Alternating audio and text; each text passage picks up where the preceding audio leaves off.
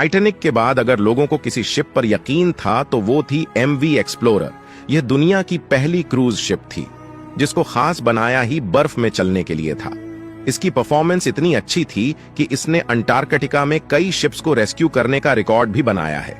लेकिन 23 नवंबर 2007 की रात को काले और वीरान सदर्न ओशन में इस शिप के साथ एक ऐसा हादसा पेश आया कि इसको बीच समंदर में ही अकेला छोड़कर निकलना कैप्टन की मजबूरी बन चुकी थी। दोस्तों, 1960 में समंदर के रास्ते अंटार्कटिका का सफर करना तकरीबन नामुमकिन समझा जाता था, क्योंकि वहां पर समंदर बर्फ से भरा होता था और इस सिचुएशन में किसी नॉर्मल शिप का वहां पर जाना मौत को दावत देने जैसा ही था। मगर एक Swedish American businessman Eric Lindblad ने इसे चैलेंज समझकर कबूल किया और एक ऐसी शिप बनाने का इरादा किया जो आसानी अंटार्कटिका का सफर कर सके, और जो लोग अंटार्कटिका देखने का ख्वाब रखते थे वह अपना ख्वाब पूरा कर सके। इसी मकसद के लिए एक स्पेशल शिप तैयार की गई जिसकी लंबाई 240 फुट और वजन 2300 टन से भी ज्यादा था। इस शिप को लिंड ब्लेड एक्सप्लोरर का नाम दिया गया। एक्सप्लोरर का कंपैरिजन अगर इतिहास की मशहूर शिप्स टाइटैनिक या फिर आरएमएस ओलंपिक से किया जाए तो यह उनसे छोटी तो जरूर थी, मगर मजबूती में इसका कोई जवाब नहीं था। यह वो पहली क्रूज शिप बनाई गई थी जिसका मकसद पैसेंजर्स को अंटार्कटिका के बर्फीले पानी की सैर कराना था। नॉर्मली यह काम आम शिप्स नहीं कर सकती। अगर कभी शिप्स को बर्फीले समंदर में जाना हो तो उनके आगे आइस ब्रेकर लगाया जाता है, लेकिन यह आइस क्लास 1A शिप यानी इसको बर्फ में चलने के लिए आइस ब्रेकर की जरूरत नहीं थी, बल्कि इसका शेप ऐसे डिजाइन किया गया था कि शिप के वजन से ही बर्फ टूटती जाती थी। इस शिप में 104 पैसेंजर्स और 54 क्रू मेंबर्स के लिए जगह मौजूद थी। क्रूज शिप में तमाम लग्जरी फैसिलिटी के साथ साथ एक और चीज भी थी जो एमवी एक्सप्लोरर की शान में इजाफा कर रही थी, क्योंकि इसे खास तौर पर अंटार्कटिका के सफर के लिए बनाया गया था और वहां मौजूद बर्फ से महफूज रखने के लिए इसके हल को डबल लेयर में बनाया गया था। लॉन्च होते ही यह शिप पूरी दुनिया में फेमस हो गई और लोग इस पर सवार होकर अंटार्कटिका जाने की ख्वाहिश रखने लगे। असल में पहले इसका नाम तो लिंड ब्लेड एक्सप्लोरर रखा गया था, लेकिन वक्त के साथ साथ इस शिप के ओनर्स भी बदलते रहे और 2004 में आखिरी बार इसको Toronto based travel company gap adventures ने खरीदा, जिन्होंने इसका नाम एमवी एक्सप्लोरर रख दिया था। इसके बाद यह किसी और मालिक के कब्जे में नहीं आ पाएगी, ऐसा किसी के वहमों और गुमान में भी नहीं था। 2007 तक एमवी एक्सप्लोरर अंटार्कटिका के 250 कामयाब सफर कर चुकी थी, लेकिन इसी साल के नवंबर में इसको एक ऐसे सफर पर रवाना होना था जहां से लौटकर यह कभी वापस नहीं आएगी। नवंबर 2007 था। एमवी एक्सप्लोरर अपने 19वें सफर के लिए बिल्कुल तैयार थी। इसको अर्जेंटीना के शहर उशुआइया से स्टार्ट लेना था और फॉल्कलैंड आइलैंड से होते हुए साउथ जॉर्जिया आइलैंड और फिर अंटार्कटिका तक पहुंचना था। 11 नवंबर 2007 को एमवी एक्सप्लोरर में 104 पैसेंजर्स और 54 क्रू मेंबर्स एक बार फिर से अंटार्कटिका के इस हसीन सफर के लिए रवाना हुए। यहाँ तक सब कुछ नॉर्मल चल रहा था। किसी को भी अंदाजा नहीं था कि इनका यह हसीन सफर इनको किस मुसीबत में धकेलने वाला है। एमवी एक्सप्लोरर के कैप्टन 49 इयर्स के बेंगट विमन थे। वो हजारों बार इस बर्फ से भरे समंदर पर शिप्स चला चुके थे और इसी एक्सपीरियंस की वजह से ही पैसेंजर्स खुद को महफूज समझ रहे थे। पर अंटार्कटिका के शिप कैप्टन चाहे कितने भी एक्सपीरियंस्ड क्यों ना हो, वहां की बदलती कंडीशंस की वजह से हर बार मुख्तलिफ मसाइल का सामना करना पड़ता है और हर बार एक नया चैलेंज उनके लिए तैयार होता है। इस सफर की शुरुआत में कैप्टन बेंगट विमन ने एक हैरान भरा फैसला किया। वो अपने प्लान रूट से हटकर शिप को एक नए रूट पर से लेकर जाना चाहते थे, क्योंकि कैप्टन का मानना था कि ऐसा करने से शायद वह ज्यादा बर्फ वाले इलाकों से बचकर अपनी मंजिल तक पहुंच सकेंगे। शुरुआत के 10 दिन बिल्कुल सही चल रहे थे, लेकिन 22 नवंबर की शाम को सूरज डूब रहा था और पैसेंजर्स अपने अपने केबिन्स में जाने की तैयारी कर रहे थे। इसी दौरान एमवी एक्सप्लोरर एक ऐसे इलाके में एंटर हुई जहां पर काफी ज्यादा बर्फ मौजूद थी। कैप्टन ने अनाउंसमेंट की, हम बर्फ वाले इलाके से गुजर रहे हैं, इसीलिए बर्फ के बार बार टकराने की वजह से शोर पैदा होगा और यह रात आप सबको बर्दाश्त करनी पड़ेगी। अंधेरे की वजह से कैप्टन ने शिप की रफ्तार को कम करके सिर्फ 5 नॉट्स पर सेट कर दिया था, यानी करीब 10 किमी पर hours per Aahista Aahista ship पतली बर्फ की लेयर से निकलकर मोटी और पुरानी बर्फ की लेयर वाले इलाके की तरफ बढ़ रही थी। मगर कैप्टन को इस बात का अंदाजा नहीं हुआ, क्योंकि रात के 10 बज चुके थे और ज्यादा कुछ दिखाई भी नहीं दे रहा था।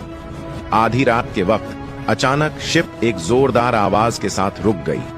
पहले तो किसी को कुछ समझ नहीं आया, लेकिन फिर मालूम पड़ा कि शिप एक सख्त बर्फ के टुकड़े से टकराकर रुक गई है, क्योंकि कैप्टन ने पहले ही अनाउंसमेंट कर रखी थी। इसी वजह से काफी पैसेंजर्स ने इस आवाज पर ध्यान नहीं दिया और वह सोते ही रहे। कुछ देर बाद कैप्टन शिप को दोबारा से चलाने में कामयाब हो गए। एमवी एक्सप्लोरर अब दोबारा से बर्फ को काटती हुई बर्फीले समंदर में आगे बढ़ रही थी, मगर कैप्टन समेत शिप में सवार पैसेंजर्स यह नहीं जानते थे कि शिप के नीचे में एक सुराख हो चुका है और पानी अब धीरे धीरे शिप के निचले हिस्से में जमा होना शुरू हो चुका है। सोए हुए पैसेंजर्स की आंख तब खुली जब उनके केबिन्स में पानी भरना शुरू हो चुका था, क्योंकि पैसेंजर केबिन जहाज के निचले वाले हिस्से में थे, इसीलिए पानी सबसे पहले वहीं पहुंचा था। यह देखते हुए पैसेंजर्स में अचानक एक खौफ की लहर दौड़ गई। हर कोई अपनी जान बचाने के लिए इधर उधर भागने लगा। पानी अब हर मुमकिन जगह से शिप में दाखिल हो रहा था, चाहे लाइट स्विच हो, डक्ट बेंट या फिर दरवाजे की दरारें। जब तक कैप्टन को इस बात का इल्म हुआ तो कई केबिन पानी से भर चुके थे।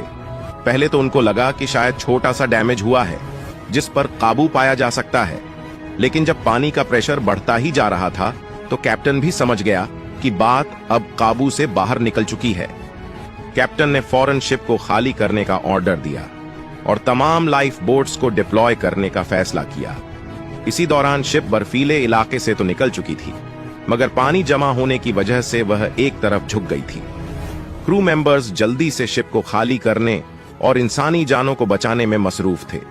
शिप अपनी मंजिल से 46 किलोमीटर दूर थी और मंजिल पर डैमेज शिप के साथ पहुंचना नामुमकिन था। दूसरी तरफ मसला यह भी था कि अंटार्कटिका का यह समंदर बर्फ होने की वजह से बहुत ज्यादा ठंडा था और यहाँ की ठंडी हवा की वजह से लाइफ बोट्स पर ज्यादा देर रहना भी मुमकिन नहीं था। इसीलिए कैप्टन ने एक्सप्लोरर के करीब मौजूद दूसरी शिप्स को SOS के सिग्नल्स भेजना शुरू कर दिए। ये सिग्नल्स नेशनल जियोग्राफिक एंडेवर और नॉर्ड नर्स नामी शिप्स को भेज दिए गए थे, मगर यह शिप्स भी काफी दूर थीं और इनका फौरन यहां तक पहुंचना मुमकिन नहीं था। आहिस्ता आहिस्ता पानी एमवी एक्सप्लोरर के सेपरेटर रूम में जमा होना शुरू हो गया।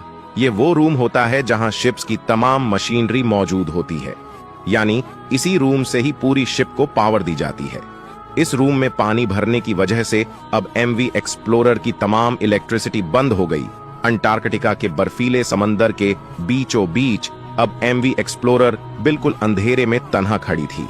इसके इंजन्स बंद हो चुके थे और अब शिप सिर्फ समुद्री लहरों के रहमो करम पर थी। कैप्टन को जहां इवैक्यूएशन की फिक्र थी, वहीं अब उसको एक और ख्याल भी तंग कर रहा था। अगर शिप का इंजन दोबारा से ऑन ना किया गया तो तेज हवाएं और लहरें शिप को दोबारा बर्फ वाले इलाके में धकेल सकती थीं। इलेक्ट्रिकल फेलियर की वजह से इंजन्स को मैन्युअली तरीके से ऑन करने की कोशिश की गई। खुशकिस्मती से यह आइडिया काम कर गया और इंजन्स एक बार फिर से स्टार्ट हो गए। क्रू मेंबर्स ने शिप को खाली करने का प्रोसेस मजीद तेज कर दिया। कुछ ही देर में जहाज पर सवार तमाम लोग 4 लाइफ बोट्स में सवार होकर ठंडे पानी में उतर गए। कुछ देर तक कैप्टन और चंद क्रू मेंबर शिप को सीधा करने की कोशिश करते रहे, लेकिन आखिरकार इंजन एक बार फिर से बंद हो गए। अब एमवी एक्सप्लोरर में पानी तेजी से भरता जा रहा था और कैप्टन को जल्द से जल्द कोई फैसला करना था। लिहाजा कैप्टन और चंद क्रू मेंबर्स भी शिप से उतरकर लाइफ बोट्स में सवार हो गए। अब ये 150 से ज्यादा लोग लाइफ बोट्स में मौजूद ठंडे तरीन सदर्न ओशन में खुले आसमान के नीचे किसी मदद का इंतजार कर रहे थे और ठंडी हवा इनका इंतजार मुश्किल बना रही थी। अगले 4 घंटों तक यह इंतजार जारी रहा और आखिरकार एक शिप इनको बचाने के लिए पहुंच गई। यह नॉर्ड नर्स शिप थी जिसे कैप्टन ने SOS कॉल दी थी। तमाम लोगों को तो कामयाबी से बचा लिया गया, लेकिन एमवी एक्सप्लोरर के नसीब में डूबना ही लिखा था। एमवी एक्सप्लोरर के इस हादसे पर एक इन्वेस्टिगेशन टीम भी बिठाई गई, जिससे यह नतीजा सामने आया कि यह नुकसान कैप्टन बेंगट विमन की गलती की वजह से हुआ, क्योंकि कैप्टन ने जिस बर्फ को पहले साल की पतली बर्फ समझकर शिप को उस इलाके में दाखिल किया, असल में वह कई साल पुरानी बर्फ की मोटी लेयर थी। आज एमवी एक्सप्लोरर का शिपरेक पेंगुइन आइलैंड से 25 मील साउथ ईस्ट में 1300 मीटर की गहराई में मौजूद है। तो दोस्तों, आज के लिए बस इतना ही। वीडियो अच्छी लगी हो तो लाइक शेयर जरूर करें।